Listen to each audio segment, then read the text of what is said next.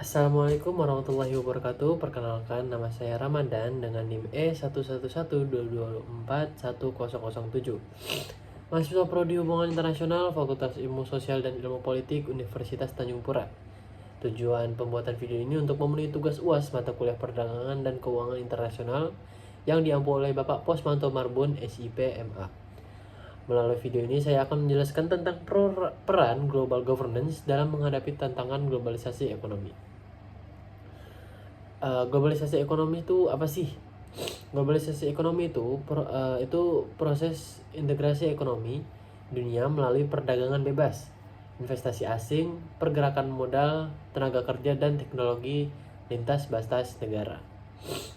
Globalisasi telah membawa banyak manfaat, seperti pertemuan ekonomi yang pesat di negara-negara emerging, efisiensi produk global, serta akses yang lebih luas terhadap barang dan jasa.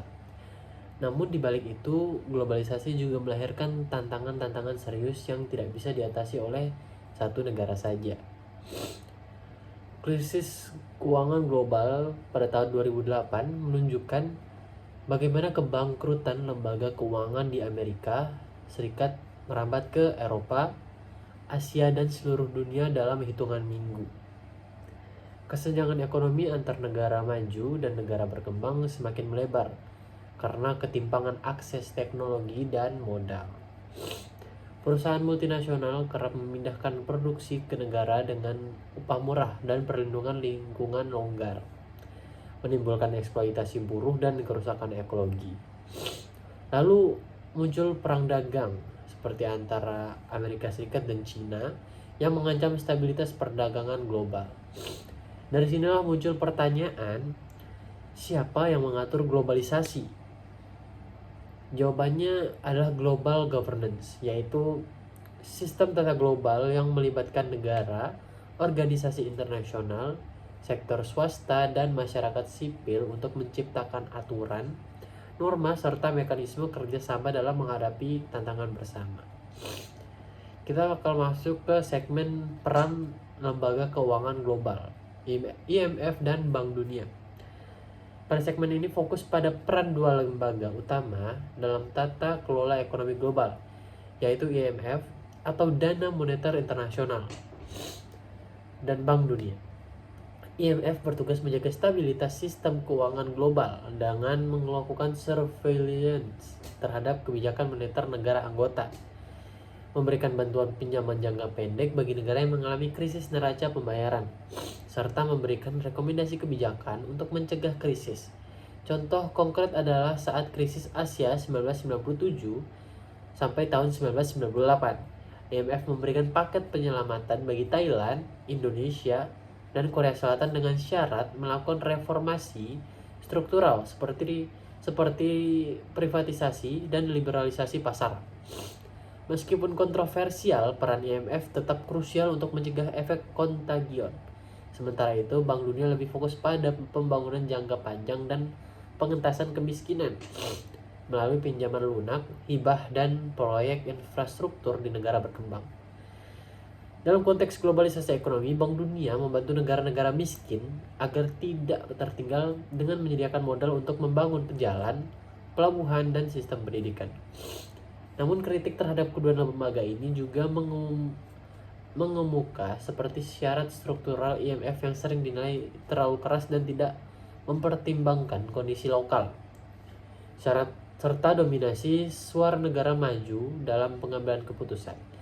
Global governance yang ideal harus terus mereformasi lembaga-lembaga ini agar lebih inklusif dan responsif terhadap tantangan globalisasi yang dinamis. Baru setelah itu kita masuk ke segmen peran WTO dalam mengatur perdagangan dan mengatasi perang dagang. Segmen ini menjelaskan peran World Trade Organization atau WTO sebagai pilar utama global governance dalam sektor perdagangan. WTO didirikan untuk menciptakan aturan perdagangan internasional yang adil, transparan, dan non-diskriminatif.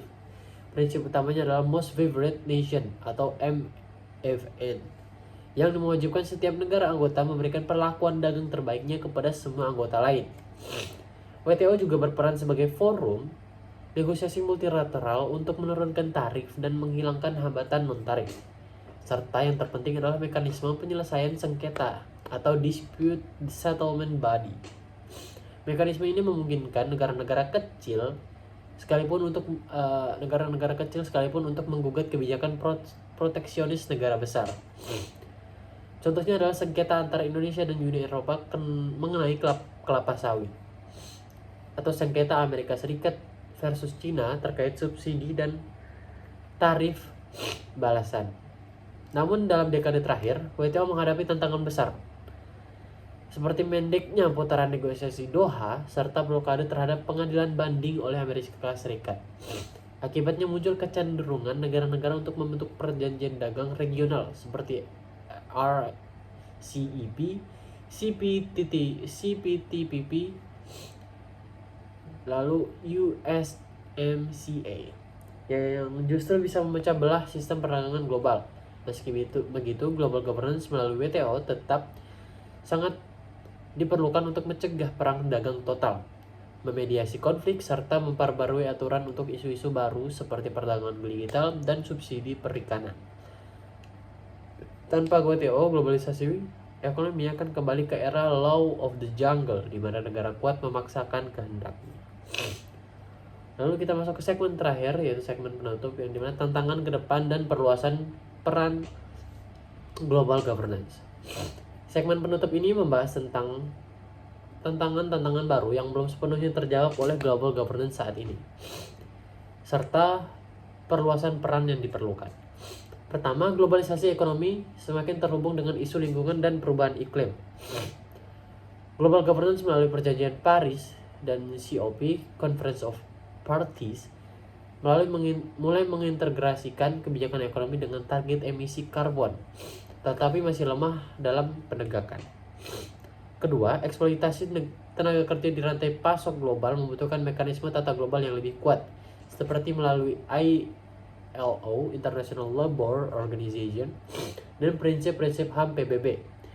Ketiga, digitalisasi ekonomi dan munculnya mata uang kripto serta raksasa teknologi melalui kemampuan regulasi negara-negara individual, sehingga diperlukan kerangka global governance baru untuk pajak digital, privasi data, dan persaingan usaha. Keempat, kebangkitan nasionalisme, ekonomi, dan proteksionisme di berbagai negara, seperti Brexit, yaitu kebijakan American First, menguji ketahanan global governance itu sendiri.